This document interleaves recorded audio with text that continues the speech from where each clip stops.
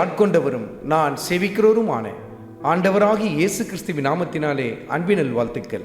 கிறிஸ்து இயேசுக்குள் மிகவும் பிரியமான அன்பு சகோதர சகோதரிகளே, ராஜாக்களின் 2வது புத்தகத்தில் 18வது அதிகாரத்தில் 32வது வசனத்தின் கடைசி பகுதியில், கர்த்தர் நம்மை தப்புவிப்பார் என்று உங்களை போதனை செய்ய எசேக்கியாவுக்கு செவிகொடாதிருங்கள்.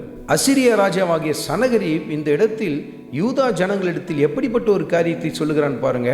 கர்த்தர் நம்ம தப்புவிப்பாரு, கர்த்தர் நம்மளை பாதுகாப்பாரு, கர்த்தர் நமக்காக யுத்தம் செய்வார்னு சொல்லி எசேக்கியா அவங்களுக்கு போதனை செய்து கொண்டிருக்கிறான். அதுக்கு செவி கொடுக்காதிருங்கள் என்று சொல்லி இந்த இடத்தில் அவன் சொல்லுவதை நம்ம பார்க்க முடியும். இந்த இடத்தில் நீங்கள் பார்க்கும் பொழுது எசேக்கியா மிக இக்கட்டான ஒரு நிலையில் காணப்பட்டார். ஆனால் தன்னுடைய ஜனங்களிடத்தில் அவர் சொன்னார், கர்த்தர் நமக்காக யுத்தம் செய்வார், நம்மோடு கூட கர்த்தர் இருக்கிறார் என்று சொல்லி ஜனங்களை ஆறுதல் படுத்தினார், தைரியப்படுத்தினார். ஆனால் எதிரியானவன் எப்படி சொல்லுகிறான், இப்படிலாம் எசேக்கியா சொல்லுவான், அதுக்கெல்லாம் செவி கொடுக்காதிருங்கள்னு சொல்லி தந்திரமாக பேச ஆரம்பிக்கிறான். இன்றைக்கு கூட பாருங்கள், அருமையான மகனே, அருமையான மகளே, நீங்கள் பிரச்சனையின் வழியாய் கடந்து போகும் பொழுது ஆவிக்குரியவர்கள் உங்களுக்கு கொடுக்குற ஆலோசனை என்ன? கர்த்தரை சார்ந்து போ, கர்த்தருக்காக காத்துரு, கர்த்தர் உனக்காக வழக்காடுவார், கர்த்தர் உனக்காக யுத்தம் செய்வார் அப்படின்னு சொல்லி ரொம்ப அருமையாக உங்களுக்கு ஆலோசனை கொடுப்பாங்க.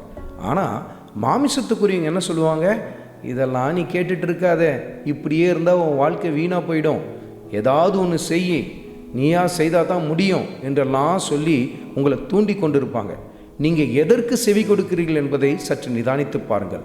அன்றைக்கு யூதா ஜனங்கள் எசேக்கியா ராஜா சொன்ன அந்த காரியத்திற்கு செவி கொடுத்தார்கள். அருமையான மகனே, அருமையான மகளே, உன் பிரச்சனையின் நடுவிலே ஆண்டவர் இயேசு கிறிஸ்துவை முற்றுமுடிய சார்ந்து கொண்டிரு.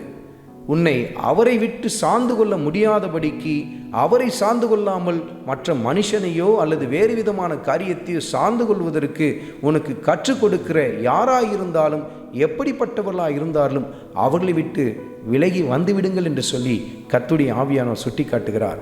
எல்லா சமயத்திலும் ஆண்டவர் இயேசு கிறிஸ்துவையே சார்ந்திருங்கள். அவர் உங்களுக்காக வழக்காடுவார், யுத்தம் செய்வார், ஜெயத்தை தருவார். ஆண்டவராகிய இயேசு கிறிஸ்துவின் கிருபை உங்கள் அனைவரோடும் கூட இருப்பதாக. ஆமென்.